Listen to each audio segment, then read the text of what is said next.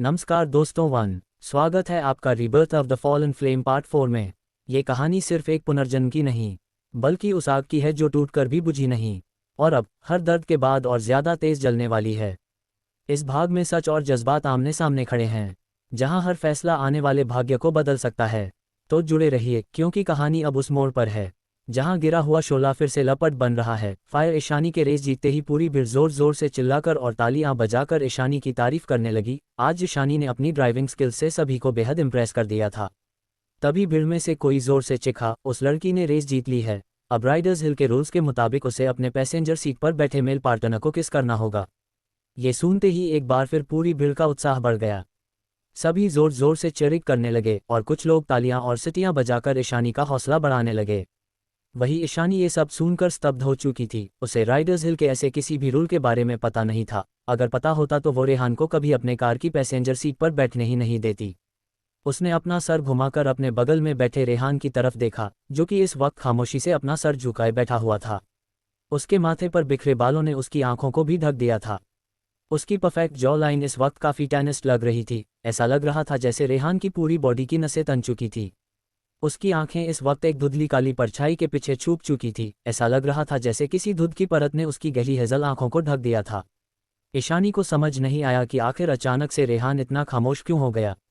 उसके मन में इस वक्त क्या चल रहा था, ये ईशानी समझ नहीं पा रही थी। ईशानी का दिल अब घबराहट के मारे जोरों से धड़कने लगा, क्योंकि उसे समझ आ गया था कि रेहान के साथ कुछ न कुछ गड़बड़ तो जरूर थी। मिस्टर रायचंद, ईशानी ने उसे पुकारा। ईशानी की क्लियर आवाज़ रेहान के कानों में पड़ते ही रेहान का ट्रांस एकदम से टूट गया। उसके दिमाग में चलती धुंधली यादों की तस्वीर एक एक कर टूटने लगी। उसने अपनी पलकें 3-4 बार फड़फड़ाई और धीरे धीरे अपने होश में वापस आने लगा। वो सीट पर पीछे की तरफ झुक गया और उसने अपने शर्ट की ऊपरी 2 बटन्स खोल दी। आखिरकार उसे इन घुटन भरी फीलिंग्स से थोड़ी राहत मिल गई थी। ईशानी की आवाज़ ने उस पर बिल्कुल किसी जादू की तरह काम किया था। उद्धरण चिन्ह। वही ईशानी ने जब रेहान की साइड प्रोफाइल को देखा तो उसका दिल एकदम से धड़क उठा। उसकी शर्ट के बीच से झांकता उसका ब्रॉड और बेदाग सीना बहुत ही ज्यादा सेक्सी लग रहा था। ईशानी ने तुरंत उस पर से अपनी नजरें फेर ली। It was too much for her to handle. तभी ईशानी को याद आया कि उसके पिछले जन्म में रेहान देहरादून अपना ट्रीटमेंट करवाने आया था, और ये याद आते ही वो परेशान हो गई। उसने अपनी सीट बेल्ट खोली और रेहान की तरफ देखते हुए अपनी परेशानी भरी आवाज में बोली, मिस्टर रायचंद। उद्धरण चिन्ह। रेहान, जो कि खुद को शांत करने के लिए अपनी आंखें बंद किए बैठा था, वो ईशानी के पुकारते ही हल्का सा मुस्कुरा उठा। उसकी आवाज में सच में जादू था। उद्धरण चिन्ह। रेहान ने अपनी आंखें खोली और ईशानी को देखने लगा। हालांकि उसकी नज़रें बेहद गहरी थी, मगर ईशानी को ऐसा लग रहा था जैसे कि उसकी पूरी दुनिया रेहान की उन 2 नज़रों में समा गई हो। रेहान का बिहेवियर उसे इस वक्त काफ़ी आलस भरा लग रहा था। उसके हैंडसम से चेहरे को इतने करीब से देखकर वो अपनी जगह पर ही जम चुकी थी। ईशानी उस आदमी के चाम में पूरी तरह से खो चुकी थी। वही बाहर देखने पर भीड़ को ऐसा लग रहा था जैसे कि ईशानी रेहान को किस करने के लिए आगे बढ़ रही थी। उन दोनों को एक दूसरे के करीब देखकर भीड़ और भी ज्यादा एक्साइटेड हो चुकी थी, मगर किसी को भी ये नहीं पता था कि ईशानी को इस वक्त बस रेहान के हेल्थ की फिक्र हो रही थी। वो रेहान से पूछने ही वाली थी कि क्या वो ठीक है, मगर उससे पहले ही रेहान ने अचानक एक हल्की सी हंसी के साथ ईशानी को देखा और कहा, यू लिटिल गर्ल, आखिर तुम सोच क्या रही हो। रेहान के इतना कहते ही ईशानी के शब्द उसकी जुबान पर ही रुक गए। हो, उद्धरण चिन्ह, लिटिल गर्ल, उद्धरण चिन्ह। आखिर उसके कहने का मतलब क्या था, ईशानी को समझ नहीं आया था। उसने हैरानी से रेहान की तरफ देखा, मगर तब तक वो कार से बाहर निकल चुका था। कार के बाहर मौजूद भीड़ ने जब ये नज़ारा देखा तो वो सभी सदमे चले गए। क्या दी रेहान रायचंद गे था। अरे इतनी खूबसूरत लड़की उसे खुद से आगे बढ़कर किस करने वाली थी और उसने उस लड़की को बेरुखी से रिजेक्ट कर दिया। उद्धरण चिन्ह। रेहान ने जब भीड़ के इस कमेंट को सुना तो उसने अपनी भौहें चढ़ा ली। वही जब ईशानी ने ये सुना तो उसका दिमाग घूम गया। अब उसे रेहान की कही हुई बात का मतलब समझ आ गया था। उसे सच में बेहद गुस्सा आ रहा था। वो तो बस रेहान की फिक्र कर रही थी और सबने उसे गलत समझ लिया था। हो, ईशानी रेहान को किस करने की कोशिश कर रही थी। क्या वो भीड़ पूरी तरह से अंधी हो चुकी थी। वो लोग ऐसा सोच भी कैसे सकते थे। उद्धरण चिन्ह। ईशानी ने एक जोरदार आवाज के साथ गुस्से में कार का दरवाजा बंद किया और रेहान को इग्नोर कर आगे बढ़ने लगी। उसकी इस हरकत पर रेहान ने अपनी आंखों को छोटी कर कुछ पल तक ईशानी को घूरा और फिर अचानक ही उसके होठों पर एक हल्की सी मुस्कुराहट तैर गई। लगता है आज उसने इस लिटिल गर्ल को कुछ ज्यादा ही गुस्सा दिला दिया है। उद्धरण चिन्ह। अचानक ही रेहान भीड़ की तरफ मुड़ा और सबको देखते हुए बोला, ऑलराइट एवरीवन, आज के लिए बस इतना ही। ईशानी को घर जाकर अपना होमवर्क भी कंप्लीट करना है। उद्धरण चिन्ह। वहां मौजूद भीड़ रेहान रायचंद को पहले ही पहचान चुकी थी। वो अक्सर अखबारों में और सुर्खियों में छाया रहता था। इसलिए जब उसने सबको मना कर दिया तो किसी भी हिम्मत नहीं हुई उसे रोकने की, और इसी के साथ किस वाला वो छोटा सा प्रैंक भी खत्म हो गया। हाँ, मिस्टर रायचंद बिल्कुल ठीक कह रहे हैं, काफ़ी देर हो रही है, बेहतर यही होगा ईशानी कि तुम घर जाकर सोने से पहले अपना होमवर्क पूरा कर लो। उद्धरण चिन्ह। हाँ ईशानी, तुम्हें जल्दी घर जाना चाहिए। उद्धरण चिन्ह। भीड़ में मौजूद लोगों के मुंह से इन शब्दों को सुनकर ईशानी अवाक रह गई। वो सभी रेहान की हाँ में हाँ मिला रहे थे। हद होती है चापलूसी की भी। ईशानी उस भीड़ के आगे बिल्कुल निशब्द हो चुकी थी। तभी रेहान ने शाहिद की तरफ देखा और अपनी कोल्ड आवाज में बोला, कल दोपहर 12 बजे तक ईशानी के अकाउंट में पूरे 5 मिलियन आ जाने चाहिए। उद्धरण चिन्ह। रेस हारने के बाद शाहिद पहले से ही गुस्से में था, और जब उसने रेहान की धमकी को सुना तो उसका गुस्सा और भी ज्यादा बढ़ गया, मगर वो कुछ भी नहीं कर सकता था। वो इस वक्त इतने गुस्से में था कि उसकी अतड़ियां तक दर्द करने लगी थी। इसमें कोई शक नहीं कि शाहिद अमीर था, मगर 15 मिनट के अंदर अंदर 50 लाख रुपए हारना उसके लिए किसी गहरे सदमे से कम नहीं था। उसके परिवार तक अगर ये बात गई तो उसे पिटने से कोई नहीं बचा सकता था। मगर शाहिद इस वक्त चाहकर भी कुछ नहीं कर सकता था, क्योंकि रेहान रायचंद की बात को टालने की हिम्मत उसके अंदर बिल्कुल भी नहीं थी। उसने अपने दांत बिचल लिए और अपनी मुट्ठियों को कसते हुए बोला, आप फिक्र ना करें मिस्टर रायचंद, मैं 50 लाख से 1 रुपये भी कम नहीं दूंगा ईशानी को। ये सुनते ही ईशानी ने एक राहत की सांस ली। उसने एक बार फिर रेहान की तरफ देखा और सोच में पड़ गई। क्या थोड़ी देर पहले कार के अंदर वो कुछ अजीब बर्ताव नहीं कर रहा था, और अब वो बिल्कुल ठीक लग रहा था। वो कार से टिक कर खड़ा था, और उसके चेहरे को देखने से ऐसा बिल्कुल भी नहीं लग रहा था कि वो बीमार है। तो क्या उसकी सारी चिंताएं बेवजह थी? उद्धरण चिन्ह। ईशानी से रेस हारने के बाद शाहिद काफी शर्मिंदा हो चुका था, इसलिए वो तुरंत अपने ग्रुप के साथ वहां से चला गया। इधर आरुष, जो कि करण के कार की बोनट पर बैठा रेस एंजॉय कर रहा था। ईशानी के जीतने के बाद वो कार की बोनट से नीचे कूद गया और फिर करण से बोला, देखा करण भाई, मैंने कहा था ना आपसे कि ये रेस हमारी ईशानी ही जीतेगी। उद्धरण चिन्ह। खुद आरुष भी ईशानी को नहीं हरा सकता था, तो फिर एक मामूली सा रेसर शाहिद किस खेत की मूली था। करण ने आरुष की बात सुनने के बाद भी कुछ नहीं कहा। उसकी नज़रें तो बस रेहान पर टिकी हुई थी और वो कुछ परेशान भी लग रहा था। वो रेहान के पास आया और उसे ध्यान से देखते हुए बोला, क्या हुआ, सब ठीक है ना? उद्धरण चिन्ह। उसका सवाल सुनकर रेहान ने अपनी पैंट की पॉकेट में अपना एक डाला और फिर मुस्कुराते हुए करण से कहा, कुछ ज्यादा नहीं, मैंने बस एक लिटिल गर्ल को सबके सामने किस करने से रिजेक्ट कर उसे गुस्सा दिला दिया है। उद्धरण चिन्ह। रेहान का जवाब सुनकर करण ने उसे अजीब नज़रों से घूरा। वो समझ नहीं पा रहा था कि आखिर रेहान क्या करने की कोशिश कर रहा है। हालांकि उसने भीड़ में से किसी को कहते हुए सुना था कि रेस जीतने वाले को अपने पार्टनर को किस करना होता है। उसने एक नज़र ईशानी की तरफ देखा और बेबसी से अपना सर नामे हिला दिया। बेचारी ईशानी रेहान जैसे चालाक लोमड़े के साथ फंस चुकी थी। उद्धरण चिन्ह। वही जब आरुष ने रेहान की बात सुनी तो उसने भी तुरंत ईशानी की तरफ देखा, जो कि एक ब्लैंक चेहरे और कंफ्यूज नज़रों के साथ सबको देख रही थी। उसके चेहरे पर रेस जीतने की कोई खुशी नहीं थी। आरुष को लगा कि रेहान के सबके सामने उसे किस करने से मना करने की वजह से ईशानी शर्मिंदा हो गई है। उसने अपना सिर खुजलाया और एक स्माइल के साथ बोला, सॉरी, मैं तुम्हें राइडर्स हिल का ये बेकार सा रूल बताना भूल गया था। मेरी गलती की वजह से तुम्हें शर्मिंदा होना पड़ा, but don't worry, next time से मैं रेस के वक्त तुम्हारे साथ बैठूं। उद्धरण चिन्ह। मगर इससे आगे वो कुछ कह पाता कि तभी उसे किसी की ठंडी नज़रें अपने ऊपर महसूस हुई। आरुष ने मुड़कर देखा तो पीछे सिर्फ रेहान खड़ा था। रेहान ने उसे इग्नोर किया और ईशानी की तरफ इशारा करते हुए बोला, चलो मैं तुम्हें घर ड्रॉप कर देता हूँ। उसका लहजा बेहद साफ और सपाट था, जहां ईशानी के मना करने की कोई भी गुंजाइश नहीं थी। ईशानी रेहान को गुस्से में पलटकर जवाब देना चाहती थी, मगर जब उसे याद आया कि उसके सामने खड़े इस कोल्ड आदमी ने उसकी 50 लाख रुपए जीतने में मदद की है, तो उसने अपने गुस्से को काबू में कर लिया। पैसों की खातिर उसने रेहान की इस गलती को माफ कर दिया था। वो लोग जैसे ही आगे बढ़े कि तभी शाहिद पीछे से आते हुए बोला, हेयर वेट। उद्धरण चिन्ह। ईशानी ने मुड़कर देखा तो शाहिद उससे बोला, इस बार तो तुम जीत गई, मगर अगली बार इतनी आसानी से नहीं जीत पाओगी।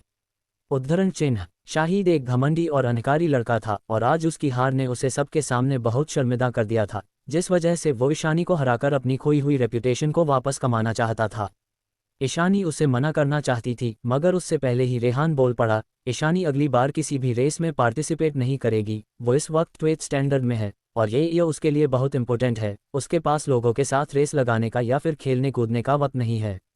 उद्धरण चिन्ह। रेहान की बात सुनकर शाहिद एक बार फिर शर्मिंदा हो गया। वो एक स्कूल गर्ल से हार गया था, ये बेहद शर्मनाक था। ईशानी ने वैसे भी इस रेस में सिर्फ पैसों के लिए हिस्सा लिया था, उसका आगे किसी भी रेस में पार्टिसिपेट करने का कोई प्लान नहीं था, इसलिए वो भी रेहान की बातों से पूरी तरह से सहमत थी। शाहिद का उतरा हुआ चेहरा देखकर करण ने उसे तरस भरी नज़रों से देखा और फिर मुस्कुराते हुए ईशानी से बोला, लेट्स गो ईशानी। करण के इतना कहते ही 4 लोगों का वो ग्रुप शाहिद को पीछे छोड़ आगे बढ़ गया। 20 ईशानी रेहान के साथ करण की कार में बैठ गई, वही आरुष अपनी कार लेकर पहले ही वहां से निकल चुका था। करण की कार देहरादून की सड़कों पर तेजी से चल रही थी। रात के लगभग 11 बज रहे थे। रेहान पैसेंजर सीट पर बैठा था जबकि ईशानी अपने बैग के साथ कार की बैक सीट पर बैठी थी। रास्ते भर कार के अंदर एक अजीब सी खामोशी फैल हुई थी। कार के बेदी विला के बाहर रुकते ही रेहान ने ईशानी से कहा, मैंने जो मॉकअप टेस्ट पेपर्स लाकर दिए हैं मैं उन्हें चेक करने रोज आऊँगा, इसलिए उन्हें कंप्लीट करके रखना। ये सुनकर ईशानी बेयकीनी रेहान की तरफ देखने लगी। बस अब यही बचा था, अब वो उन बच्चों वाले लेवल के मॉकअप टेस्ट पेपर्स सॉल्व करेगी जिन्हें उसने कभी एक नज़र देखा तक नहीं था। प्रैक्टिस बुक्स और नोट्स तक तो ठीक था, मगर अब ये कुछ ज़्यादा ही हो रहा था। उद्धरण चिन्ह। हालांकि रेहान को इसमें कुछ भी गलत नहीं लगा। उसके हिसाब से ईशानी एक एवरेज स्टूडेंट थी और इसलिए उसे आम बच्चों से ज़्यादा मेहनत करने की ज़रूरत थी। उसने अपनी अलसाई हुई सी आवाज़ में आगे कहा, और हाँ एक और बात, तुम अभी सिर्फ 17 साल की हो, इसलिए बॉयज़ और डिस्ट्रैक्शन से दूर रहना। इतनी कम उम्र में you are not allowed to fall in love. उद्धरण चिन्ह। ये सुनकर ईशानी ने मन ही मन रेहान को जी भर कर कोसा, मगर क्योंकि रेहान ने आज रात उसकी काफ़ी मदद की थी इसलिए उसने रेहान से कोई बहस नहीं की। आई गॉट इट, इतना कहकर वो कार से उतरी और विला के अंदर चली गई। करण ने पहले वहां से जाती हुई ईशानी की तरफ देखा और फिर रेहान की तरफ देखते हुए बोला, तुमने उसे आज सच में बहुत गुस्सा दिला दिया है। इतना कहकर उसने कार स्टार्ट कर आगे बढ़ा दी। रात काफ़ी हो चुकी थी मगर बेदी विला की लाइट्स अभी भी ऑन थी। ईशानी जैसे ही दरवाज़ा खोलकर अंदर आई उसने देखा कि आरती अपने चेहरे पर सख्त भाव लिए सोफे पर बैठी हुई थी। ईशानी को देखते ही वो तुरंत तेज आवाज़ में उससे बोली, तो तुम आखिर घर वापस आ ही गई। मुझे तो लगा था कि तुम आज की रात वापस ही नहीं आओगी। लगता है फुर्सत मिल ही गई तुम्हें घर वापस आने की। उद्धरण चिन्ह। मॉडर्न पब्लिक हाई स्कूल का नाइट सेल्फ लर्निंग सेशन शाम 7 बजे तक खत्म हो जाता था और बेदी विला स्कूल से बस आधे घंटे की ही दूरी पर था। ईशानी अगर पैदल भी स्कूल से घर के लिए निकलती तो उसे मुश्किल से बस 1 घंटा लगता घर पहुंचने में, मगर अब रात के 11:30 बज चुके थे। ईशानी का आज स्कूल में पहला दिन था और उसने पहले ही दिन आज स्कूल में काफ़ी तमाशा खड़ा कर दिया था और ऊपर से अब वो घर भी इतना लेट आई थी। ऐसे में भला आरती परेशान कैसे नहीं होती। मगर ईशानी ने आरती के गुस्से भरे चेहरे को इग्नोर किया और बहुत ही बेपरवाही से बोली, मुझे अचानक से कुछ काम आ गया था। उसने आरती को पूरी बात बताना ज़रूरी नहीं समझा। अपनी बात कहकर वो मुड़ी और ऊपर की तरफ जाने लगी। वही आरती उसका बेपरवाही भरा जवाब सुनकर गुस्से में सोफे से उठकर खड़ी हो गई और तेज आवाज़ में बोली, तुम्हारा मतलब है कि एक बुरे जैसे लड़के के साथ स्कूल से निकल जाना और फिर देर रात वापस घर आना, ये तुम्हारी नज़रों में इम्पोर्टेंट काम है। उद्धरण चिन्ह। ये सुनते ही ईशानी के कदम अचानक से रुक गए। उसने मुड़कर अपनी ठंडी नज़रों से आरती की तरफ देखा तो एक पल के लिए आरती भी कांप उठी। हालांकि कि जल्द ही इस कंपन की जगह उसके अंदर दबे गुस्से ने ले ली। ईशानी जब वक्त पर घर वापस नहीं आई तो बेदी विला में सभी परेशान हो गए थे। साक्षी ने जब अपने दोस्तों को फ़ोन कर ईशानी के बारे में पूछा तब जाकर आरती को पता चला कि ईशानी शाम के सेल्फ स्टडी सेशन के बाद एक गुंडे जैसे लड़के के साथ बाइक पर बैठकर कहीं चली गई है। इतनी कम उम्र में तुम उन गुंडे मलाली जैसे लड़कों के साथ रात में अकेली घूम रही हो, क्या यही सब सिखाया है तुम्हारी दादी माँ ने तुम्हें? आरती गुस्से में बोली। ईशानी ने यह सुनकर अपने स्लिक बैग के स्ट्रैप पर अपनी उंगलियां कस दी। उसकी खूबसूरत नीली आंखें इस वक्त बिल्कुल इमोशनलेस और कोल्ड थी। आपको कोई हक नहीं बनता कि आप मेरी परवरिश पर उंगली उठाए, मैसेज बेदी। ईशानी ने बेहद सर्द लहजे में कहा।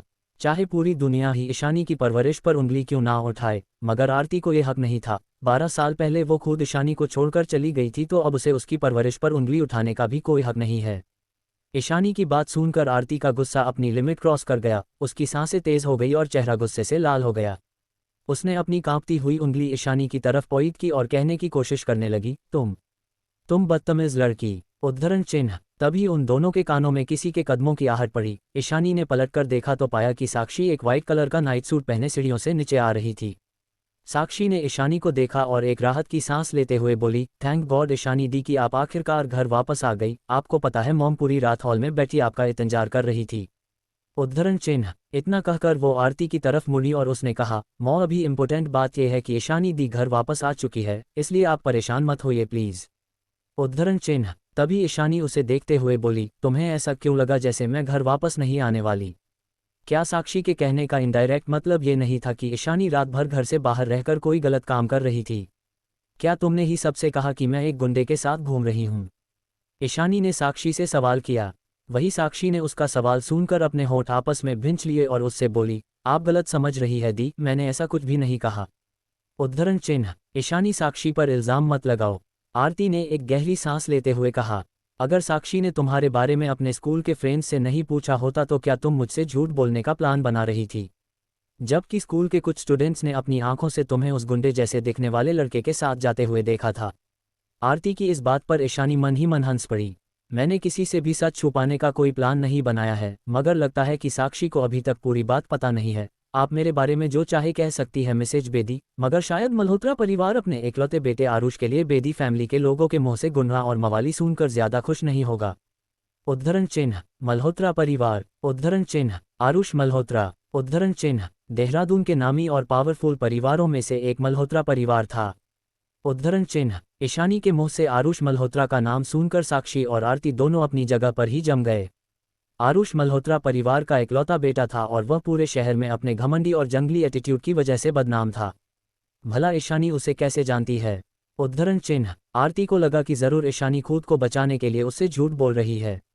ईशानी, तुम्हें लगता है कि तुम झूठ बोलकर आरुष के नाम का इस्तेमाल करके अपनी इस हरकत से बच सकती हो? क्या वो आरुष तुम्हारा नाम तक जानता है? क्या उसे पता भी है कि तुम कौन हो? आरती ने ईशानी पर तंज कसते हुए कहा। वही साक्षी ने खामोशी से अपने सामने सीढ़ियों पर बनी रेगिलम को दोनों हाथों से पकड़ लिया। उसने अपनी एक दोस्त से सुना था कि आज स्कूल से ईशानी को एक लड़का बाइक पर बैठाकर अपने साथ ले गया है, मगर उसकी दोस्त को ये नहीं पता था कि वो लड़का आखिर कौन था। इसलिए साक्षी ने भी उससे आगे ज्यादा कुछ नहीं पूछा। मगर ईशानी कह रही थी कि वो लड़का कोई और नहीं बल्कि मल्होत्रा परिवार का इकलौता बेटा आरुष मल्होत्रा था। तभी साक्षी को याद आया कि आरुष को बाइक चलाना काफी पसंद था और उसे अपनी बाइक से बेहद लगाव भी था। उस पर से ईशानी इस शहर में बिल्कुल नई थी, इसलिए वो बिना सोचे समझे इस तरह से किसी का भी नाम नहीं ले सकती थी। तो क्या इसका मतलब आरुष और ईशानी सच में एक दूसरे को जानते थे? उद्धरण चिन्ह, ईशानी को उन दोनों माँ बेटी के रिएक्शंस देखने में इस वक्त बिल्कुल भी दिलचस्पी नहीं थी। वह आज इतना थक गई थी कि उसके अंदर आरती और साक्षी से बहस करने के लिए भी बिल्कुल ताकत नहीं बची थी। लगता है आरुष का नाम इन दोनों को कन्विंस करने के लिए काफ़ी नहीं था। ईशानी ने अपनी नज़रें उठाकर साक्षी की तरफ देखा जो अब उसे कुछ परेशान सी नजर आ रही थी। आरुष के अलावा मिस्टर करण सिंघानिया और मिस्टर रेहान रायचंद भी मेरे साथ ही थे। ईशानी के इतना कहते ही उस पूरे कमरे में एक सन्नाटा छा गया। 21 आरुष के अलावा मिस्टर करण सिंघानिया और मिस्टर रेहान रायचंद भी मेरे साथ ही थे। ईशानी के इतना कहते ही उस पूरे कमरे में एक सन्नाटा छा गया। अगर आरुष का नाम लेने पर भी साक्षी और आरती को ईशानी की बात पर भरोसा नहीं हुआ तो करण और रेहान का नाम लेने से बात जरूर बनेगी। और सबसे इम्पोर्टेंट बात यह थी कि करण और रेहान दोनों ही पहले बेदी विला आ चुके थे, इसलिए वो दोनों ही ईशानी को जानते थे और ईशानी इतनी बेवकूफ़ भी नहीं थी जो करण और रेहान का नाम लेकर झूठ बोले। आरती ईशानी को आवाक सी देखने लगी। अक्षत की उस दिन वाली हरकत की वजह से अब आरती रेहान के नाम से भी काम उठती थी। रेहान का नाम सुनते ही साक्षी के दिमाग में उसका हैंडसम मगर कोल्ड चेहरा घूम गया, उसकी वो बेपरवाह आंखें और उसका वो आलसी स्वभाव। साक्षी को वो पल याद आ गया जब वो बेदी विला के दरवाजे से टिककर उसके सामने खड़ा था। रेहान को देखते ही साक्षी को ऐसा महसूस हुआ था जैसे वो शख्स उसकी पहुंच से भी बाहर था। मगर ईशानी ने अभी अभी कहा कि वो रेहान के साथ थी। इस पॉसिबिलिटी को सोचते ही साक्षी ने अपनी मुट्ठियां कस ली और उसके दिल में एक अजीब सी फिलीगम पैदा होने लगी।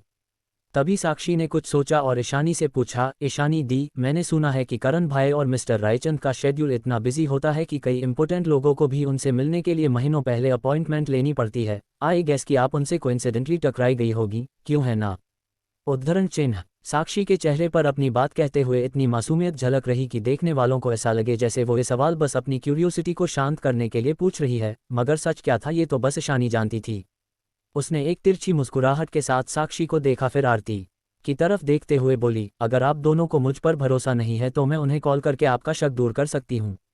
उद्धरण चिन्ह, इतना कहकर ईशानी ने अपनी जिस्म की पॉकेट से अपना फ़ोन निकाला और उसमें एक अनसेव्ड नंबर डायल करने लगी। इधर करण की कार में रेहान पैसेंजर सीट पर अपनी आंखों को बंद कर बैठा हुआ था। वो इस वक्त आराम कर रहा था। तभी अचानक उस खामोश कार में रेहान के फ़ोन की आवाज़ गूंज उठी। फ़ोन के रिंग होने की आवाज़ सुनकर रेहान के सोते हुए चेहरे पर हल्की सी हलचल हुई। उसकी बाहें आपस में सिकुड़ गई और उसका चेहरा हल्का पीला पड़ गया। उसके एक्सप्रेशंस देखकर ऐसा लग रहा था जैसे वो कोई बुरा सपना देख रहा था। मगर फ़ोन की रिंगटोन ने उसकी निदम में खलल पैदा कर दिया और उसने धीरे धीरे अपनी आंखें खोली। उसकी गहरी हेजल आंखें नीचे से हल्की हल्की लाल हो गई थी। वही उसकी आंखों पर उभरी लाल डोरियां इस बात का संकेत थी कि वह इस वक्त बिल्कुल भी अच्छे मूड में नहीं था। वो इस वक्त बिल्कुल उस गुलाब की तरह था जो दूर से दिखने में तो बेहद खूबसूरत था मगर पास से छूने पर उतना ही खतरनाक और कांटों भरा था। रेहान ने अपनी पॉकेट से अपना फ़ोन निकालकर चेक किया तो उस पर एक अननोन नंबर से कॉल आ रहा था। जब कार ड्राइव कर रहे करण ने ये देखा तो वो भी हैरान रह गया। उसने अपनी आवाक नज़रों से रेहान की तरफ देखा और कहा, ये कौन है जो तुम्हारे प्राइवेट नंबर पर कॉल कर रहा है? उद्धरण चिन्ह। असल में रेहान के पास दो फ़ोन नंबर्स थे। उसका पहला नंबर लगभग सभी के पास था, वही उसने अपना दूसरा नंबर बिल्कुल प्राइवेट रखा हुआ था। उसके इस प्राइवेट नंबर के बारे में बस उसके कुछ खास और बेहद करीबी लोग ही जानते थे, जैसे कि करण। मगर इस वक्त जिस अननोन नंबर से रेहान के प्राइवेट नंबर पर कॉल आ रहा था, रेहान उस नंबर से बिल्कुल अनजान था। रेहान ने अपनी फ़ोन स्क्रीन पर फ्लैश हो रहे उस अननोन नंबर को असमंजस से देखा और फिर ना जाने क्या सोचकर उसने एकदम से कॉल पिक कर लिया। अगले ही पल एक लड़की की आवाज़ फ़ोन से निकलकर सीधा रेहान के कानों में पड़ी, हेलो मिस्टर रायचंद। उद्धरण चिन्ह। उस लड़की की आवाज़ ना जाने क्यों रेहान को आज कुछ ज़्यादा ही स्वीट और प्यारी लग रही थी। अचानक ही उसके चेहरे के एक्सप्रेशन से एकदम सॉफ्ट हो गए और वो बेहद शांति से अपनी सीट पर आराम पर से बैठ गया। उसकी बाहें अचानक ही खुल गई और उसके आंखों के नीचे की रेडनेस भी गायब हो गई। रेहान ने अपनी लेजी आवाज़ में बेहद लापरवाही से जवाब दिया। उसकी आवाज़ में इस वक्त काफ़ी पेंशियस था, ऐसा लग रहा था जैसे उसका मुंह एकदम से काफ़ी बेहतर हो गया हो। करण रेहान में अचानक से आए इस बदलाव को देखकर काफ़ी हैरान था। वहीं दूसरी तरफ रेहान का सुनते ही ईशानी ने तुरंत उसे अपनी सिचुएशन के बारे में शॉर्ट में समझा दिया। ईशानी की पूरी बात सुनने के बाद रेहान हल्का सा मुस्कुराया और फिर अपनी आलस से भरी आवाज़ में उससे बोला, ठीक है, मैं समझ गया, ज़रा मिसेस बेदी को फ़ोन देना। उद्धरण चिन्ह। ये सुनते ही ईशानी ने तुरंत अपना फ़ोन आरती की तरफ बढ़ा दिया। हालांकि फ़ोन आरती को देते वक्त उससे गलती से स्पीकर मोड ऑन हो गया था। तभी रेहान की आलस भरी मगर तेज़ आवाज़ सबके कानों में पड़ी, इशू। उद्धरण चिन्ह। ये सुनते ही सभी एकदम स्तब्ध रह गए और उस पूरे जगह पर एक अजीब सी शांति फैल गई। आरती और साक्षी दोनों ने ही एकदम से ईशानी की तरफ देखा। रेहान सिर्फ ईशानी से मुश्किल से 2 बार ही मिला था, मगर उसने 2 बार में ही ईशानी का इतना इंटीमेट निकनेम भी रख दिया था। रेहान के मुंह से ईशानी के लिए इशू सुनकर ऐसा लग रहा था जैसे कि वो दोनों एक दूसरे को बहुत वक्त से जानते हो। 22 रेहान के मुंह से ईशानी के लिए इशू सुनकर सभी एकदम हैरान हो चुके थे। यहाँ तक कि ईशानी खुद भी बेहद हैरानी थी, मगर उसने तुरंत खुद को शांत किया और फ़ोन आरती को पकड़ा दिया। तभी दूसरी तरफ से रेहान की आवाज़ आरती के कानों में पड़ी, मैं मॉडर्न पब्लिक हाई स्कूल के पास से ही गुजर रहा था, इसलिए मैंने उसे लिफ्ट दे दी, और वैसे भी इशू अभी 17 साल की है, ऐसे में उसका अकेले घर जाना मुझे बिल्कुल भी सेफ नहीं लगा। उद्धरण चिन्ह। हालांकि आरती से बात करते वक्त उसका लहजा काफ़ी अलग था। उसकी आवाज़ में आलसीपन के साथ साथ एक कोल्डनेस भी थी। उसका ये लहजा उस सॉफ्ट और फ्रेंडली लहजे से बिल्कुल अलग था जिससे उसने अभी कुछ पल पहले ईशानी से बात की थी। आरती ने जिस हाथ में फ़ोन पकड़ रखा था, अचानक ही उसके उस हाथ में पसीना आने लगा। हालांकि आरती उम्र में रेहान से बड़ी थी, जो इस वक्त सिर्फ 24 साल का था, मगर ना जाने क्यों वो जब भी इस आदमी से बात करती थी तो उसे ऐसा लगता था जैसे किसी ने उसकी गर्दन पर चाकू रखा हुआ हो। उसे सच में इस आदमी से बेहद डर लगता था। आरती ने एक गहरी सांस लेकर खुद को संभाला और फिर एक अजीब सी हंसी हंसते हुए बोली, thank you so much mister Raichand. Ishani पहले आपके साथ थी, ये सुनकर मुझे अब जाकर थोड़ी राहत मिली है। असल में ये बच्ची बस कुछ दिनों पहले ही देहरादून आई है और उसने आज मुझे बताया भी नहीं कि आज वो लेट घर आने वाली है, बस इसीलिए मैं थोड़ा। उद्धरण चिन्ह। इससे आगे आरती कुछ कह पाती कि तभी रेहान उसकी बात को बीच में काटते हुए बोला, ईशानी देहरादून में बिल्कुल नहीं है, ये जानते हुए भी आपने उसे स्कूल से अकेले घर आने दिया, क्या आपको उसकी ज़रा भी चिंता नहीं हुई? या फिर बेदी फैमिली में सब इतने बिजी हो गए हैं कि आप लोग ईशानी के लिए एक कार भी अरेंज नहीं कर पाए? उद्धरण चिन्ह। रेहान ने अपनी फ्लैट और कोल्ड आवाज़ में कहा, जिसे सुनकर आरती के चेहरे पर कई भाव आकर गुजर गए। वो जानती थी कि उसे ईशानी पर ज़्यादा ध्यान देना चाहिए था क्योंकि आज उसके स्कूल का पहला दिन था, लेकिन उसने साक्षी को स्कूल से पिक करने के लिए ड्राइवर भेजा था और ईशानी ने भी खुद ही कहा था कि वो अकेले घर वापस आ जाएगी, तो फिर इसमें उसकी गलती कैसे हो गई? मगर रेहान की बातें सुनकर ऐसा लग रहा था जैसे वो आरती को एक अच्छी मां ना होने के लिए ब्लेम कर रहा था। मगर आरती ने तुरंत अपने ख्यालों पर रोक लगाया और रेहान से बोली, सॉरी मिस्टर रायचंद, मुझे लगता है कि आज शायद हमारी तरफ से कोई मिसअंडरस्टैंडिंग हो गई है और सबसे ज़रूरी बात यह है कि आज साक्षी। मगर इसके बाद वो एकदम से रुक गई। इससे आगे आरती को समझ नहीं आया कि क्या बोले। वो ये तो नहीं कह सकती थी कि साक्षी को अपनी पेंटिंग प्रैक्टिस के लिए जल्दी घर आना था, इसलिए उनका ड्राइवर ईशानी के लिए स्कूल में रुका ही नहीं। उद्धरण चिन्ह। आरती ने अपनी बाहों को आपस में जोड़ते हुए ईशानी को देखा और फिर रेहान से बोली, मैं कल से बिल्कुल सही टाइम पर ईशानी को स्कूल से पिक करने के लिए किसी को भेज दूंगी। आज आपको ईशानी की वजह से जो परेशान हुई उसके लिए मैं आपसे माफ़ी मांगती हूँ मिस्टर रायचंद। उद्धरण चिन्ह। आरती ये सब कहते हुए बिल्कुल एक डरी सहमी सी मासूम लड़की की तरह लग रही थी। उसमें बिल्कुल भी हिम्मत नहीं थी कि वो रेहान के सामने अपनी आवाज़ भी ऊंची कर सकें। आरती की बातें सुनकर रेहान मुस्कुराया और बोला, इसमें परेशान वाली कोई भी बात नहीं थी। उद्धरण चिन्ह। आरती की बात होने के बाद ईशानी ने उससे अपना फ़ोन लिया और फिर रेहान को थैंक्स कहकर कॉल कट कर दिया। कॉल कट करने के बाद उसने आरती पर एक उड़ती हुई नज़र डाली और कहा, अगर आपके सारे सवाल खत्म हो गए हो तो मैं वापस अपने कमरे में जा रही हूँ। उद्धरण चिन्ह। ये सुनते ही आरती का चेहरा एकदम से गुस्से के मारे लाल हो गया और उसे ये भी महसूस हुआ कि ईशानी उसकी एक माँ के रूप में बिल्कुल भी इज्जत नहीं करती है। ऐसा लग रहा था जैसे उस लड़की को हर बार आरती के खिलाफ ही जाना होता था। जैसे कि अभी की ही बात ले लो, जाहिर सी बात थी कि ईशानी अभी भी आरती से असल में अपने कमरे में जाने की इजाज़त नहीं मांग रही थी, बल्कि वो तो आरती को बस बता रही थी। और सच में अपनी बात कहने के बाद ईशानी बिना आरती के जवाब का इंतजार किए अपने कमरे की तरफ बढ़ गई। फर्स्ट फ्लोर पर आकर जब वो साक्षी के पास से गुजर रही थी तब अचानक ही वो रुकी और बिना साक्षी की तरफ देखे उससे कहा, अगली बार से मेरे बारे में अफवाह फैलाने से पहले पूरी बात जान लेना, हो सकता है कि अगली बार तुम शर्मिंदा होने से बच जाओ। उद्धरण चिन्ह। ये सुनते ही साक्षी के चेहरे का सारा रंग उड़ गया, मगर इससे पहले कि वो ईशानी से कुछ कहती, ईशानी अपनी बात कहकर वहां से अपने कमरे में जा चुकी थी। वही आरती भी उसकी बात सुनकर काफ़ी गुस्से में आ चुकी थी। ना जाने इस बदतमीज लड़की को इतना खराब स्वभाव कहाँ से मिला है। उद्धरण चिन्ह। साक्षी चुप रही और खामोशी से ईशानी के कमरे के बंद दरवाजे की तरफ देखने लगी। उसके दिल में कुछ तो रह रहकर चुभ रहा था। हो सकता है कि ये लस उसका वहम हो, मगर अभी की सिचुएशन को देखकर ऐसा लग रहा था जैसे रेहान रायचंद उसकी इस बड़ी बहन ईशानी को लेकर काफ़ी प्रोटेक्टिव था। अपने कमरे में आने के बाद ईशानी अभी बस बेड पर बैठी ही थी कि तभी उसका फ़ोन वाइब्रेट होने लगा। उसने जब फ़ोन चेक किया तो उसकी उम्मीद से परे रेहान उसे कॉल कर रहा था। ईशानी को समझ नहीं आया कि आखिर रेहान उसे क्यों कॉल कर रहा था। क्या उन्होंने अभी थोड़ी देर पहले ही फ़ोन पर बात नहीं की थी?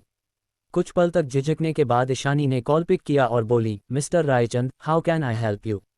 उद्धरण चिन्ह। फ़ोन की दूसरी तरफ मौजूद रेहान ने कार की विंडो से बाहर देखा। बाहर की स्ट्रीट लाइट्स की रोशनी उसके चेहरे पर पड़कर उसे रोशन कर रही थी। उसकी चमकती हुई आंखों को देखकर ऐसा लग रहा था जैसे कि उसके दिमाग में कुछ तो चल रहा था। रेहान हल्का सा मुस्कुराया और फिर अपनी बेपरवाह आवाज़ में बोला, ज़्यादा कुछ नहीं, मैं बस तुमसे कुछ पूछना भूल गया था, इसलिए मैंने कॉल किया। उद्धरण चिन्ह। क्या पूछना भूल गए थे आप? ईशानी ने थोड़ा चौंकते हुए कहा, क्या उसने नीचे हॉल में ही फ़ोन पर रेहान को सब कुछ क्लियरली नहीं बताया था, तो फिर अब क्या बाकी रह गया था? रेहान हल्का सा हंसा, मगर ईशानी को ऐसा लगा जैसे कि वो इस वक्त उसके सामने ही मौजूद हो और बिल्कुल उसके कान के पास आकर हंस रहा हो। इसलिए उसने अपने कान को रगड़ा और तुरंत फ़ोन कान से थोड़ा दूर कर दिया। उसकी हल्की सी हंसी भी बेहद डेंजरस थी। उद्धरण चिन्ह। तभी रेहान ने उससे पूछा, तुम्हें मेरा फ़ोन नंबर कहाँ से मिला? ईशानी ये सवाल सुनते ही बिल्कुल जम गई और उसके कमरे में एक गहरा सन्नाटा पसर गया। उसने इस सवाल का तुरंत जवाब नहीं दिया। वही फ़ोन के दूसरी तरफ रेहान भी बेहद शांति से उसके जवाब का इंतजार कर रहा था। फ़ोन के दोनों तरफ इस वक्त इतनी शांति थी कि ईशानी और रेहान एक दूसरे की सांसों की आवाज़ साफ साफ सुन पा रहे थे।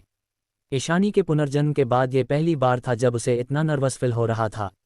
इतनी इम्पोर्टेंट बात भली वो कैसे भूल सकती थी कि रेहान ने उसे अपना ये नंबर उसकी पिछली ज़िंदगी में दिया था, और जब ईशानी ने अभी थोड़ी देर पहले उसे कॉल किया तो ये बात उसके दिमाग से बिल्कुल ही निकल चुकी थी। ईशानी को समझ ही नहीं आया कि वो रेहान के इस सवाल का क्या जवाब दें। वहीं दूसरी तरफ रेहान फ़ोन कान से लगाए बाहर कार की विंडो से दिख रहे नज़ारों का मजा ले रहा था। ईशानी के चेहरे पर इस वक्त जो एक्सप्रेशंस हो गए वो रेहान बिना उसके सामने गए भी अपने मन में इमेजिन कर सकता था। अचानक ही उसका चेहरा एकदम नर्म पड़ गया और उसके होठों पर एक मुस्कुराहट तैर गई। उसने उन दोनों के बीच की उस अजीब सी खामोशी को तोड़ते हुए कहा, इट्स ओके, अब से अगर तुम्हें किसी भी चीज़ की ज़रूरत हो तो बस मुझे इस नंबर पर एक कॉल कर देना। उद्धरण चिन्ह। रेहान की इस बात को सुनकर ईशानी थोड़ी बेचैन हो उठी। ये पहली बार नहीं था जब उसने रेहान के मुंह से इन शब्दों को सुना था। बस फ़र्क सिर्फ इतना था कि उसके पिछले जन्म में जब रेहान ने उससे यह बात कही थी तब उसे लगा कि रेहान बस उससे पोलाइट होकर ये सब कह रहा है। इस पिछले जन्म में अपनी मौत से पहले ईशानी बस एक ही बार उसके इस नंबर पर कॉल किया था। हालांकि आज जो कुछ भी हुआ उसे देखते हुए ऐसा लग रहा था जैसे कि रेहान इस बार काफ़ी सीरियस था। उसने कई बार ईशानी की मदद की थी, भले ही वो सिर्फ 2 बार ही क्यों ना मिले हो। ईशानी सोचने लगी कि उसे बार बार इस आदमी को परेशान नहीं करना चाहिए, खासकर तब जब उसने पहले ही ईशानी की काफ़ी बार मदद की थी। इसलिए ईशानी ने आउट ऑफ पोलाइटनेस रेहान को जवाब दे दिया, ओके। उद्धरण चिन्ह। फाइनली ईशानी के जवाब से खुश होकर रेहान ने कॉल कट कर दिया। उसने अपने बगल में बैठे करण की तरफ देखा जो कि अपनी उत्सुकता भरी नज़रों से रेहान को ही देखे जा रहा था। तो रेहान ने अपनी एक आईब्रो उचकाते हुए पूछा, क्या? उद्धरण चिन्ह। करण ने अपनी चीटी हथी ऊपर उठाए और रेहान के फ़ोन की तरफ पॉइंट करते हुए बोला, तो उसे तुम्हारा पर्सनल नंबर कैसे मिला? उद्धरण चिन्ह। रेहान जब ईशानी से फ़ोन पर बात कर रहा था तब करण के कान पूरी तरह से खुले हुए थे, मगर फिर भी वो ईशानी के साइड की बात नहीं सुन पाया था, इसलिए उसने पता ही नहीं चल पाया कि आखिर ईशानी को रेहान का नंबर कहाँ से मिला। रेहान ने अपने होठों के किनारों को हल्का सा ऊपर की ओर मोड़ लिया और फिर अपनी आईब्रो ऊपर उठाकर अचानक ही मुस्कुरा उठा। अफकोर्स उसे अपना ये नंबर मैंने खुद ही दिया था। ये सुनकर करण बिल्कुल निशब्द हो गया। उसने अपनी अवाक नज़रों से रेहान को देखा और उससे पूछा, तो फिर तुमने उसे कॉल करके उससे ये क्यों पूछा कि उसे तुम्हारा नंबर कहाँ से मिला? उद्धरण चिन्ह। इतना कहकर करण ने अपनी शिकायत भरी नज़रों से रेहान को देखा और मन ही मन उसे कोसने लगा, मुझे नहीं पता था कि ये आदमी पिछले 1 साल में और भी ज़्यादा इरिटेटिंग और अननोइंग हो जाएगा। उद्धरण चिन्ह। मगर तभी करण को कुछ याद आया और वो चौंकते हुए रेहान से बोला, 1 मिनट, तुम अब तक सिर्फ 2 बार ईशानी से मिले हो और मैं दोनों ही बार वहां पर मौजूद था, तो अगर तुमने उसे अपना नंबर दिया था तो फिर इस बारे में मुझे कैसे कुछ नहीं पता है? उद्धरण चिन्ह। और सोने पर सुहागा तो ये था कि रेहान ने ईशानी को अपना पर्सनल नंबर दिया था, जो कि सिर्फ गिने चुने लोगों के पास ही था, जिनमें से अब एक शख्स ईशानी भी थी। मगर रेहान ने करने के सवाल का कोई जवाब नहीं दिया। उसके चेहरे की चमक और उसके होठों की मुस्कुराहट देखकर करण को उन सभी सोशलाइट्स और एक्ट्रेसेस के लिए मन ही मन काफ़ी बुरा महसूस होने लगा। वही जब करण को ये ख्याल आया कि रेहान आज ईशानी के लिए राइडर्स हिल भी जाने को तैयार हो गया था, उसने एक गहरी सांस ली और अपनी टाई ढीली कर ली। तुम्हारे दादाजी ओल्ड मास्टर रायचंद ने मुझे एक ऑर्डर दिया है और वो ये है कि चाहे जो हो जाए, कल जब डॉक्टर रायसिंघानी देहरादून पहुंचेंगे तो मैं तुम्हें उनके पास लेकर जाऊं। करण ने अपनी बेबस आवाज़ में कहा। हालांकि रेहान ने पिछली बार डॉक्टर से मिलने से मना कर दिया था, मगर ओल्ड मास्टर रायचंद भी कुछ कम जिद्दी नहीं थे। उन्होंने डॉक्टर रायसिंघानी से पर्सनली रिक्वेस्ट की कि वो देहरादून आए और करण को स्ट्रिक्ट ऑर्डर्स दिए कि वो किसी भी हालत में रेहान को डॉक्टर रायसिंघानी के पास लेकर जाए। पहले तो करण ने इस बात को ज़्यादा सीरियसली लेने का नहीं सोचा था, मगर आज रेहान के साथ राइडर्स हिल में जो हुआ उसके बाद वो काफ़ी परेशान हो गया था। रेहान की हालत लगातार बिगड़ती जा रही थी। रेहान ने अपनी आंखें बंद कर अपना सर सीट से टिका लिया और उसकी पतली उंगली उसकी कलाई पर बंधे ब्लैक हेयरबैंड को थपथपाने लगी। अचानक ही एक हल्की सी महक उसके जहन में ताज़ा हो गई। मेरी हेल्थ के बारे में मुझसे बेहतर और कोई नहीं जानता है। उद्धरण चिन्ह। इतना कहकर रेहान ने उस ब्लैक हेयरबैंड की तरफ देखा, और शायद मैंने अपनी बीमारी का भी इलाज भी ढूंढ लिया है। उद्धरण चिन्ह। इधर अगली सुबह ईशानी की निदम अपने भयंकर सपने की वजह से जल्दी खुल गई। ना जाने क्यों कल रेहान से फ़ोन पर बात करने के बाद उसे ये सपना अचानक ही आया था। उसके सपने में उसके पिछले जन्म की यादों के अनगिनत टुकड़े बिना किसी वजह के उसके दिमाग में उमड़ पड़े। हालांकि ईशानी की निदम सुबह जल्दी खुल गई थी, मगर फिर भी उसके सर में इतना तेज दर्द उठ रहा था कि उसकी बेड से उठने की इच्छा ही नहीं हो रही थी। उसने अपनी आंखों के कोनों से अपने स्टडी टेबल पर रखे बुक्स के मिनी पहाड़ को देखा, जिसे कल रात उसने अपने बैग से निकाला था। उन बुक्स को देखकर उसका सर दर्द और बढ़ गया। आखिर में ईशानी ने अपनी किस्मत से हार मान ली और उन बुक्स को दोबारा अपने बैग में रख लिया। मिस्टर रायचंद ने कहा था कि वो रोज़ मेरा होमवर्क चेक करने भी आएंगे। इस ख्याल के दिमाग में आते ही ईशानी ने अपना सर पकड़ लिया। Modern public high school, class 12, section है। ईशानी और साक्षी ने एक के बाद एक जैसे ही क्लासरूम में एंटर किया, वैसे ही पूरी क्लास एकदम से शांत हो गई। ईशानी अपनी अलॉट की गई सीट पर आकर बैठ गई। उसने अपने बैग को अपने डेस्क के नीचे रखने की कोशिश की, मगर तभी उसे डेस्क के अंदर कुछ महसूस हुआ। उसने चौंककर अपने डेस्क के नीचे देखा और अपना हाथ बढ़ाकर अपने डेस्क को टटोलने लगी। अचानक ही उसके हाथ में कुछ लव लेटर्स और चॉकलेट्स आ गई। 23 modern public high school, class 12, section है। ईशानी और साक्षी ने एक के बाद एक जैसे ही क्लासरूम में एंटर किया, वैसे ही पूरी क्लास एकदम से शांत हो गई। ईशानी अपनी अलॉट की गई सीट पर आकर बैठ गई। उसने अपने बैग को अपने डेस्क के नीचे रखने की कोशिश की, मगर तभी उसे डेस्क के अंदर कुछ महसूस हुआ। उसने चौंककर अपने डेस्क के नीचे देखा और अपना हाथ बढ़ाकर अपने डेस्क को टटोलने लगी, और अचानक ही उसके हाथ में कुछ लव लेटर्स और चॉकलेट्स आ गई।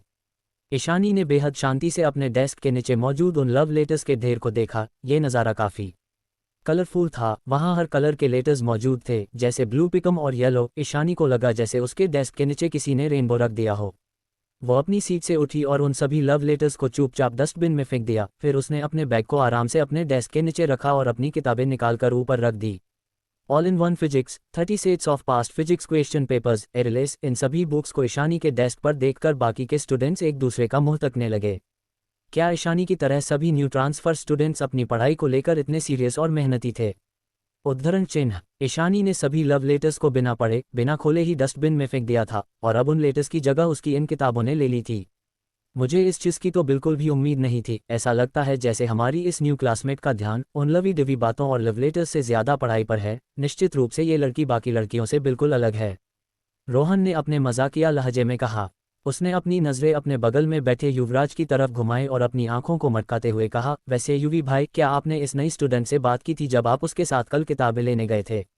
उद्धरण चिन्ह। मगर युवराज ने उसके सवाल का कोई जवाब नहीं दिया। उसका चेहरा बिल्कुल एक्सप्रेशनलेस था, क्योंकि उसे रोहन की कही हुई किसी भी बात में कोई भी इंटरेस्ट नहीं था। रोहन को तो वैसे भी युवराज से जवाब मिलने की कोई उम्मीद नहीं थी। उसने दोनों हाथों को अपने सर के पीछे रखा और अपनी सीट पर टिकते हुए बोला, वैसे स्कूल का सबसे हैंडसम लड़का और सबसे खूबसूरत लड़की अब हमारे क्लास में है। ये तो आगे चलकर और भी ज़्यादा मज़ेदार होने वाला है। उद्धरण चिन्ह। ये सुनकर कुशल तुरंत रोहन की तरफ पलटते हुए बोला, तुम बकवास कर रहे हो, हमारी क्लास की सबसे सुंदर लड़की हमेशा से साक्षी ही रही है। इतना कहकर उसने अपने सामने बैठी साक्षी को देखा और मुस्कुरा दिया। रोहन ने कुशल की बात सुनी, मगर उससे कुछ कहा नहीं। वो बस मुस्कुराते हुए अपनी तिरछी नज़रों से ईशानी को देखे जा रहा था। साक्षी स्कूल की सबसे सुंदर लड़की हुआ करती थी, मगर अब उसकी इस पोजीशन पर ईशानी ने कब्जा कर लिया था। जाहिर सी बात थी कि ईशानी के मॉडर्न पब्लिक में आने के बाद अब यहाँ चीज़ें पहले जैसी नहीं रह गई थी। हालांकि एक खूबसूरत लड़की अपने स्कूल के पहले दिन ही एक स्टूडेंट को सीढ़ियों से लगभग नीचे धकेलने के लिए बदनाम हो चुकी थी, लेकिन उसकी इस बेदाग खूबसूरती ने उसकी इस खराब रेप्यूटेशन पर भी जीत हासिल कर ली थी, जिससे कि वह अब स्कूल में लगभग आधे से ज़्यादा लड़कों की आंखों का तारा बन गई थी। ईशानी के डेस्क के नीचे से निकला वो लव लेटर्स का भंडार उसकी स्कूल में बढ़ती पॉपुलैरिटी का सबसे बड़ा सबूत था। साक्षी का पॉपुलैरिटी लेवल तो अब ईशानी के आसपास भी नहीं था। साक्षी। कुशल ने साक्षी को पुकारा। साक्षी ने पलटकर देखा तो कुशल ने एक्साइटेड होते हुए उसे 2 पेपर शीट सौंप दी और कहा, मैंने पूरी अपॉलॉजी रिपोर्ट लिख दी है।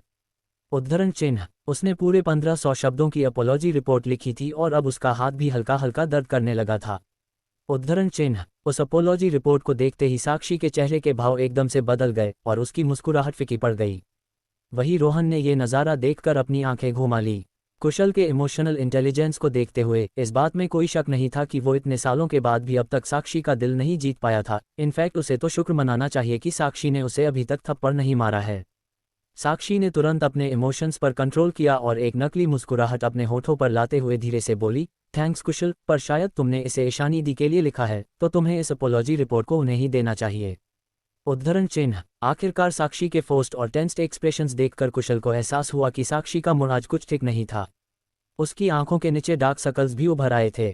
कुशल ने एम्बैरस होते हुए अपना सर खुजाया और बोला, ओह ठीक है, लेकिन साक्षी, क्या तुम रात भर ठीक से सोई नहीं हो? क्या तुम्हें नेशनल पेंटिंग कंपटीशन का टेंशन है, क्योंकि उसका फाइनल राउंड पास आ रहा है? ये सुनकर साक्षी अपना सर धीरे से ना में हिलाते हुए बोली, नहीं ऐसा कुछ नहीं है, मुझे बस रात में ठीक से निदम नहीं आई। उद्धरण चिन्ह। ओह। कुशल धीरे से बुदबुदाया और खामोश हो गया। वो साक्षी को और परेशान नहीं करना चाहता था, इसलिए उसने आगे कुछ नहीं कहा। वो अपनी सीट से उठा और ईशानी की सीट की तरफ बढ़ गया।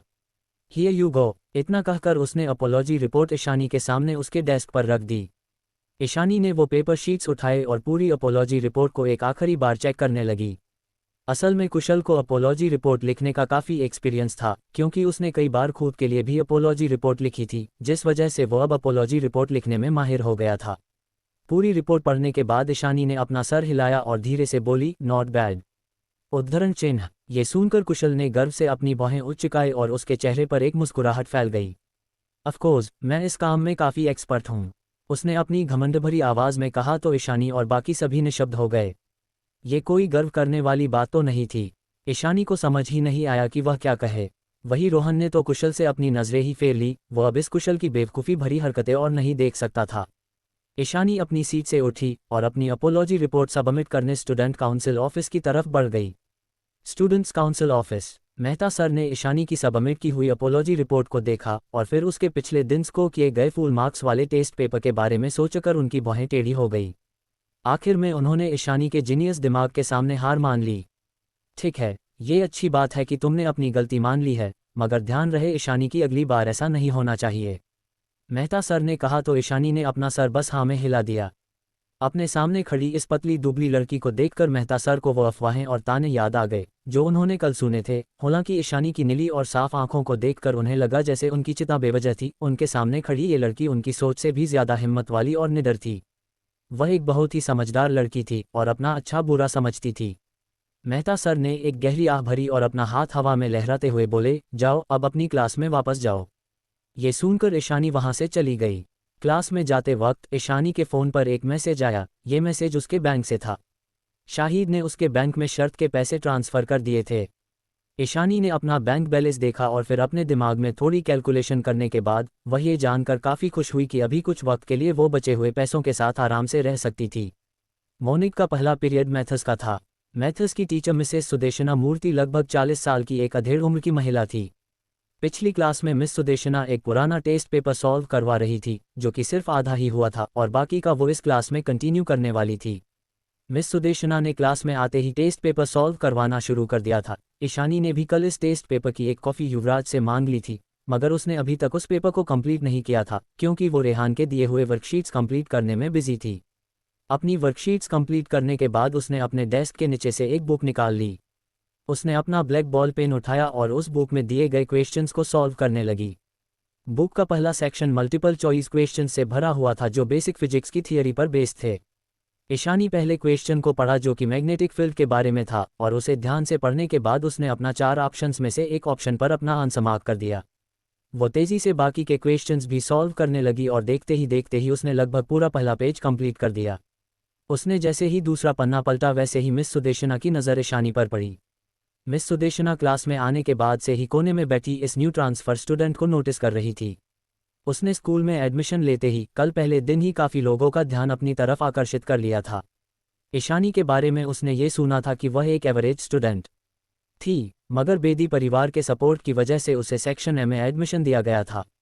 मिस सुदेशना को इस तरह के स्टूडेंट सबसे ज़्यादा नापसंद थे, जो पढ़ाई में तो अच्छे नहीं होते थे मगर अपने परिवार के सपोर्ट की वजह से हर जगह पर आगे निकल जाते थे। सेक्शन ए कोई मामूली क्लास नहीं थी। मॉडर्न पब्लिक हाई स्कूल के सबसे जीनियस स्टूडेंट सेक्शन ए में पाए जाते थे। ऐसे में ईशानी जैसी एवरेज स्टूडेंट का सेक्शन ए में होना क्लास के ओवरऑल एवरेज रिजल्ट को कम भी कर सकता था। मेहता सर ने ईशानी के एंट्रेंस टेस्ट के रिजल्ट को अभी तक स्कूल में पब्लिकली अनाउंस नहीं किया था। उन्होंने आज एक छोटी सी मीटिंग अरेंज करवाकर सभी टीचर्स को ईशानी के बारे में बताने का सोचा था, जिसके बारे में मिस सुदेशना को अभी तक कोई भी आइडिया नहीं था। ईशानी के डेस्क पर फिजिक्स बुक खुली देखकर मिस सुदेशना ने अपने लेक्चर को बीच में ही रोक दिया। ईशानी, यहाँ आओ और ये वाला क्वेश्चन कैसे सॉल्व करते हैं हमें बताओ। मिस सुदेशना ने अचानक ही कहा, जिसे सुनकर पूरी क्लास में एकदम से सन्नाटा छा गया। कुछ लोगों ने पलटकर ईशानी को देखा जो बिल्कुल शांत थी। मिस सुदेशना मुस्कुराए और उन्होंने अपने हाथ में पकड़े मार्कर को सामने टेबल पर पटक दिया। क्योंकि तुम मैथ्स की क्लास में फिजिक्स के क्वेश्चन सॉल्व कर रही हो तो तुम्हें ज़रूर इन सभी मैथ्स के क्वेश्चंस के सॉल्यूशंस ज़रूर पता होंगे, इसलिए आओ और ये वाला क्वेश्चन सॉल्व करके दिखाओ। मिस सुदेशना ने अपनी तंज भरी आवाज़ में कहा, जिसे सुनकर सभी स्टूडेंट्स ने अपनी सांसें रोक ली। हर कोई जानता था कि मिस सुदेशना को अपनी क्लास में ध्यान ना देने वाले स्टूडेंट से सख्त चिढ़ थी। इसलिए अगर किसी स्टूडेंट को मैथ्स पसंद ना भी हो मगर फिर भी वो मिस सुदेशना की क्लास में ध्यान देने की पूरी कोशिश करता था। मिस सुदेशना की क्लास में फिजिक्स की बुक खोलकर ईशानी ने अपने लिए ही कब्र खोद ली थी। ईशानी अपनी सीट से उठी और उसने बहुत ही शांति से पूछा, कौन सा क्वेश्चन सॉल्व करना है। उसने ये सवाल बस इसलिए पूछा था क्योंकि उसे सच में नहीं पता था कि कौन सा क्वेश्चन सॉल्व करना है। हालांकि मिस सुदेशना को ऐसा लगा जैसे ईशानी ये सवाल पूछकर उनकी सबके सामने इंसल्ट कर रही है और उनके चेहरे पर बेहिसाब गुस्सा झलक आया। क्लास के माहौल को गर्म होते हुए देखकर रोहन अपनी सीट पर झुक गया और मुस्कुराते हुए बोला, मिस सुदेशना, ईशानी एक न्यू ट्रांसफ़र स्टूडेंट है और उसने कल ही क्लास में एडमिशन लिया है, इसलिए उसने पिछले मंथली टेस्ट में भी पार्टिसिपेट नहीं किया था और उसके पास टेस्ट पेपर की कॉपी भी नहीं है। ये सुनकर मिस सुदेशना का गुस्सा और भी बढ़ गया क्योंकि मिस सुदेशना की राय में Dehradun modern public high school के हर स्टूडेंट को एक सेल्फ मोटिवेटेड लर्नर की तरह होना चाहिए, ना कि बहाने मारने वाले कामचोर की तरह। तुम्हें पता था ना ईशानी कि हम इस क्लास में पिछले मंथली टेस्ट के क्वेश्चन पेपर को डिस्कस करने वाले हैं, तो फिर तुमने पहले ही पेपर की एक एक्स्ट्रा कॉपी किसी से मांगकर क्लास से पहले पेपर सॉल्व करने की कोशिश क्यों नहीं की? क्या तुम इंतजार कर रही थी कि कोई तुम्हें बैठे बिठाए सब कुछ ला कर दे दें? अगर तुम्हारा यही एटीट्यूड है पढ़ाई को लेकर तो बेहतर होगा कि तुम पढ़ाई छोड़ दो। मिस सुदेशना की बात खत्म होते ही पूरी क्लास में एक बार फिर भयानक सन्नाटा छा गया। अगर ईशानी की जगह कोई और लड़की होती तो शायद मिस सुदेशना से यूं पूरी क्लास के सामने डांट खाने पर पक्का शर्मिंदा हो जाती, मगर ईशानी तो अभी भी बिल्कुल शांत खड़ी थी। उसे देखकर ऐसा लग रहा था जैसे उसे मिस सुदेशना की डांट से कोई फर्क ही ना पड़ा हो। रोहन ने ईशानी की तरफ एक पेपर बढ़ाया और जोर से खांसते हुए बोला, मिस सुदेशना चाहती है कि तुम ये 31 नंबर वाला क्वेश्चन सॉल्व करो। उद्धरण चिन्ह। हालांकि उसकी सीट और ईशानी की सीट के बीच स्टूडेंट्स की एक और रो थी, मगर फिर भी वो ईशानी की तरफ अपना पेपर बढ़ाने में कामयाब रहा। वही युवराज ने रोहन पर एक ठंडी नज़र डाली और फिर सामने की तरफ देखने लगा। ये युवराज का टेस्ट पेपर था जो रोहन ने ईशानी को दिखाया था। वही युवराज की ठंडक नज़रों को महसूस कर रोहन अपनी आंखों को टिमटिमाते हुए उससे बोला, युवी, हमें अपने न्यू क्लासमेट की मदद करनी चाहिए। अगर तुम एक बेचारी लड़की को मिस सुदेशना के टॉर्चर से भी नहीं बचा पाए तो फिर क्या फ़ायदा तुम्हारे स्कूल टॉपर होने का। उद्धरण चिन्ह। इसीलिए रोहन ने ईशानी को युवराज का पेपर दिखाया था ताकि वो क्वेश्चन के साथ साथ उसका आंसर भी देख सके और मिस सुदेशना की डांट से बच जाए। ईशानी ने अपनी नीली आंखों को झुकाकर उस टेस्ट पर लिखी साफ लिखावट को देखा और उसने तुरंत ही अपनी नज़रें फेर ली और बिना मुड़े सामने बोर्ड की तरफ बढ़ गई।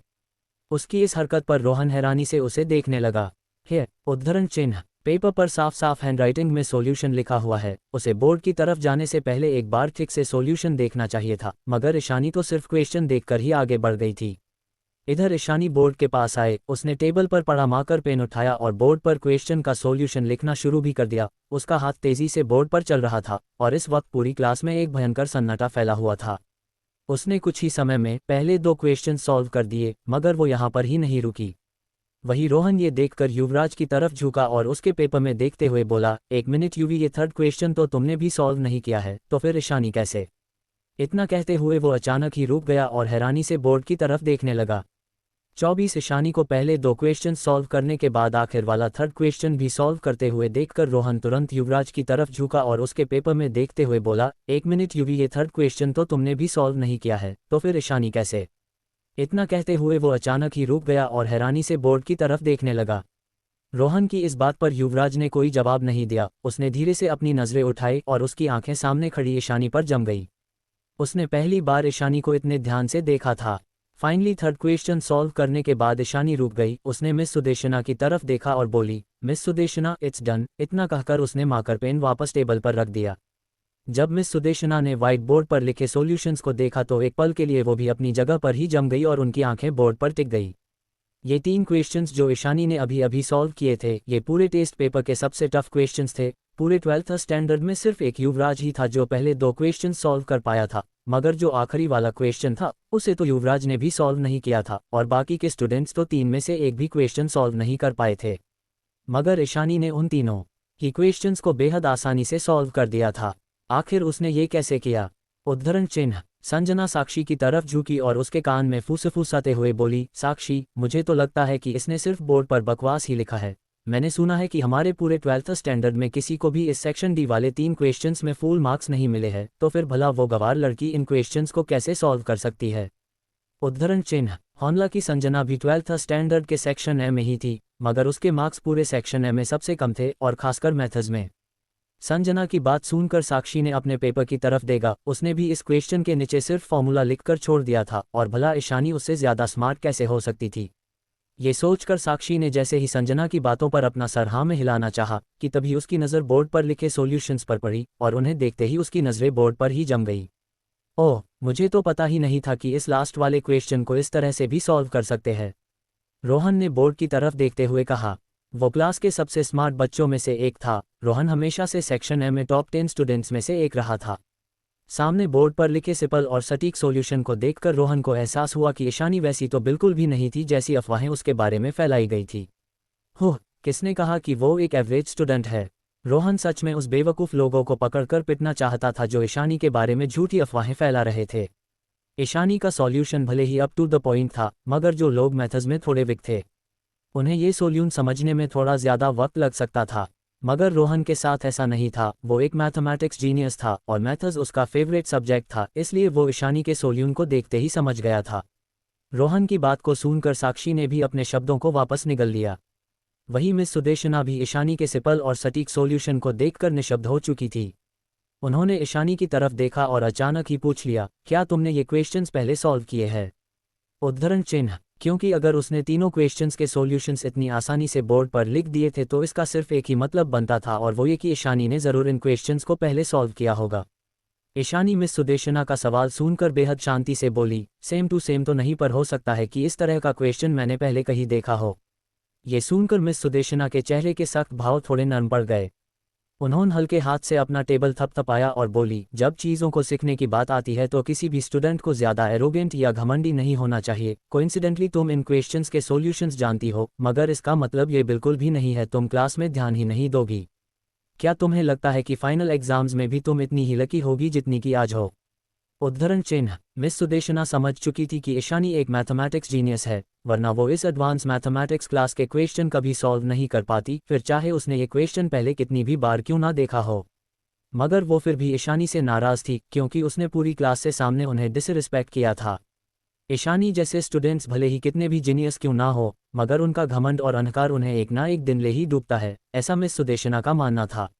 मिस सुदेशना को मॉडर्न पब्लिक हाई स्कूल में पढ़ाते हुए 10 साल से भी ज़्यादा समय हो चुका था, और वो पूरे स्कूल में अपने स्ट्रिक्ट बिहेवियर और अनचेंजेबल रूल्स के लिए जानी जाती थी। भले ही ईशानी इन क्वेश्चंस को सॉल्व करने में कामयाब रही थी, मगर फिर भी उसने मिस सुदेशना की क्लास में ध्यान ना देकर उनके रूल को तोड़ा था, और इसके लिए मिस सुदेशना ईशानी को पनिश कर सकती थी। अपनी पूरी भड़ास ईशानी पर निकालने के बाद मिस सुदेशन अब थोड़ी शांत हो चुकी थी।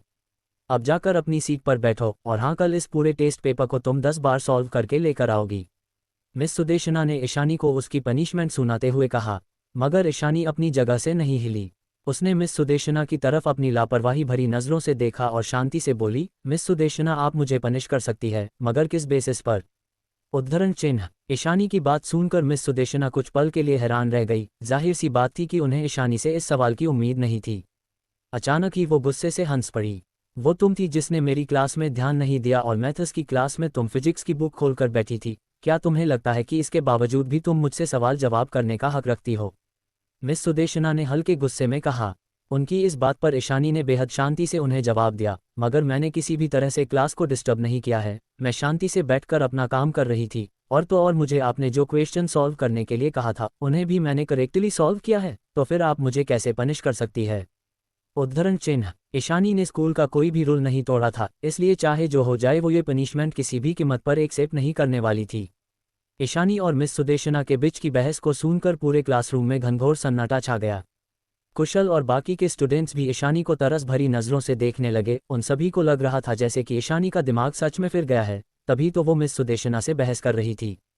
क्या उसे डर नहीं था कि मिस सुदेशना आने वाले दिनों में उसका मैथ्स की क्लास में बैठना मुश्किल कर देगी? क्या वो सच में पूरी क्लास के सामने मिस सुदेशना जैसी स्ट्रिक्ट टीचर को चैलेंज कर रही थी? उद्धरण चिन्ह। बूम। इस आवाज़ के साथ सभी का ध्यान दोबारा मिस सुदेशना की तरफ चला गया। उन्होंने जोर से टेबल पर अपना हाथ मारा और अपनी उंगली से क्लासरूम के दरवाजे की तरफ पॉइंट करते हुए ईशानी से बोली, तुम बदतमीज लड़की, जाओ और जाकर क्लास के बाहर खड़ी हो जाओ। तुम्हें लगता है ना कि तुम बहुत जीनियस हो, तो अब से तुम्हें मेरी क्लास अटेंड करने की कोई ज़रूरत नहीं है, क्योंकि तुम्हारे जैसी ओवरस्मार्ट स्टूडेंट को शायद मैं भी नहीं पढ़ा पाऊंगी, इसलिए तुम दोबारा कभी मुझे मेरी क्लास में नज़र मत आ जाना। मिस सुदेशना की आवाज़ इस वक्त काफ़ी तेज़ और गुस्से भरी थी। उन्होंने सोचा कि उनके ईशानी को क्लास से बाहर निकालने वाली बात पर अब तो ईशानी ज़रूर हार मान लेगी, मगर मिस सुदेशना की सोच से बिल्कुल उलट। ईशानी ने अपनी स्पष्ट और गहरी नज़रों से मिस सुदेशना की तरफ देखा और फिर कुछ पल बाद धीरे से अपना सर हाँ में हिलाते हुए बोली, फाइन, जैसा आपको ठीक लगे। उद्धरण चिन्ह। इतना कहकर ईशानी पलटी और सीधा क्लासरूम से बाहर निकल गई, मगर जाते जाते वो अपने पीछे से क्लासरूम का दरवाज़ा बंद करना नहीं भूली। मिस सुदेशना और ईशानी के बीच छिड़ी इस पूरी बहस का एंड रिजल्ट सबकी सोच से बिल्कुल अलग और चौंका देने वाला था। जब मिस सुदेशना ने क्लासरूम के उस बंद दरवाजे की तरफ देखा तो उनका गुस्सा और भी ज़्यादा बढ़ गया। आखिर ये कैसी स्टूडेंट थी, इतनी बदतमीज़ और ज़िद्दी? उद्धरण चिन्ह। मगर मिस सुदेशना ने भी मन ही मन ठान लिया था कि वो ईशानी को सबक सिखाकर ही रहेगी। वो भी अपनी आंखों से ये देखने के लिए बेताब थी कि आखिर ईशानी कब तक अपनी ज़िद पर अड़ी रहती है और कब तक उनकी क्लास अटेंड नहीं करती है। मगर अपने गुस्से में मिस सुदेशना ये भूल गई थी कि उन्होंने खुद ही ईशानी को अपनी क्लास से बाहर निकाला था। वहीं दूसरी तरफ संजना को तो ये सब देखकर काफ़ी मज़ा आ रहा था, क्योंकि जितनी घमंडी और तेज़ ज़बान की वो गवार लड़की थी, उस हिसाब से तो उसके साथ ऐसा होना तय था, और देखो आज उसने मिस सुदेशना को भी ऑफेंड कर दिया था। हालांकि साक्षी के दिमाग में तो कुछ और ही चल रहा था, क्योंकि आखिरकार उसे बोर्ड पर ईशानी का लिखा हुआ सॉल्यूशन समझ में आ गया था। वह कुछ सेकंड के लिए खामोशी से खिड़की के बाहर देखने लगी। उसके हिसाब से ईशानी एक एवरेज स्टूडेंट थी, और इस बात को ध्यान में रखते हुए ईशानी को इस क्वेश्चन का सॉल्यूशन पता नहीं होना चाहिए था, तो फिर उसने इस क्वेश्चन को आखिर सॉल्व कर कैसे लिया? क्योंकि एक एवरेज स्टूडेंट तो जनरली इस तरह का एडवांस क्वेश्चन देखकर उसे तुरंत स्किप कर देता था। तो फिर ईशानी ने ऐसा क्यों नहीं किया? आखिर क्यों उसने इस क्वेश्चन को सॉल्व कर लिया? उसे इस क्वेश्चन का सॉल्यूशन आखिर कैसे पता चला? ऐसे कई सवाल साक्षी के दिमाग में घूमने लगे। इधर ईशानी को मिस सुदेशना द्वारा क्लास से बाहर निकाले जाने वाली खबर जंगल में लगी आग की तरह बड़ी ही तेजी से एक बार फिर पूरे स्कूल में फैल चुकी थी। जल्द ही बाकी की क्लासेस से कई स्टूडेंट सेक्शन ए की क्लास के बाहर कॉरिडोर में जमा होने लगे और उन्होंने देखा कि ईशानी सचमुच क्लास के बाहर अकेली खड़ी थी।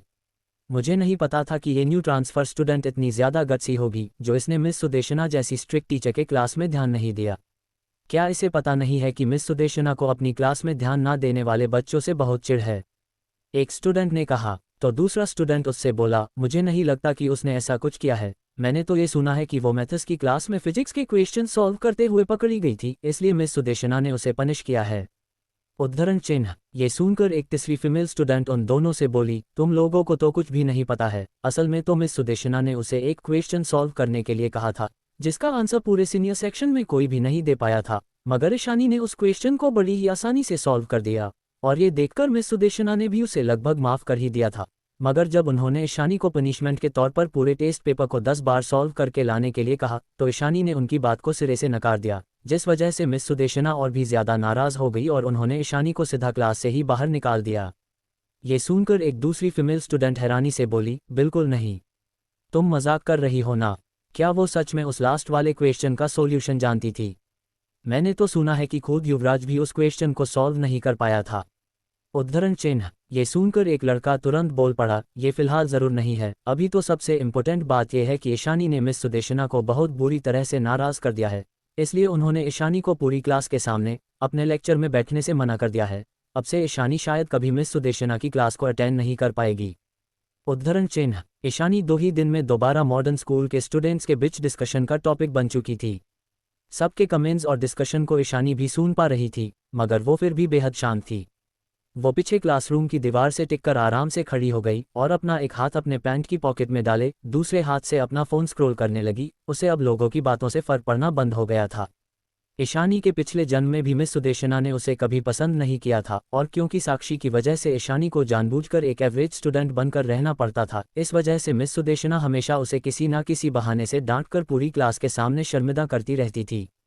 ईशानी ने सोच लिया था कि इस बार वो ऐसा कुछ भी होने नहीं देगी। उसे जब भगवान ने दूसरा मौका दिया ही है तो वो अपनी ज़िंदगी की भी एक नए सिरे से शुरुआत करेगी। उसे लगा था कि शायद इस बार तो मिस सुदेशना उस पर ध्यान नहीं देगी और वो दोनों ही एक दूसरे से दूर रहेंगे, मगर शायद मिस सुदेशना ईशानी के ख्यालों से सहमत नहीं थी। असल में सच तो ये था कि कुछ चीज़ें कभी बदल ही नहीं सकती थी, जैसे कि मिस सुदेशना और ईशानी के बीच की ये कोल्ड वॉर जो उसके पिछले जन्म से चलती आ रही थी, मगर इस बार इस कोल्ड वॉर का अंत ईशानी खुद ही करने वाली थी। उसकी पिछली जिंदगी में मिस सुदेशना ने उसका क्लास में बैठना तक मुश्किल कर दिया था, मगर इस बार ऐसा कुछ नहीं होगा। उद्धरण चिन्ह। ईशानी। अचानक ही अपना नाम सुनकर ईशानी अपने ख्यालों से बाहर आ गई।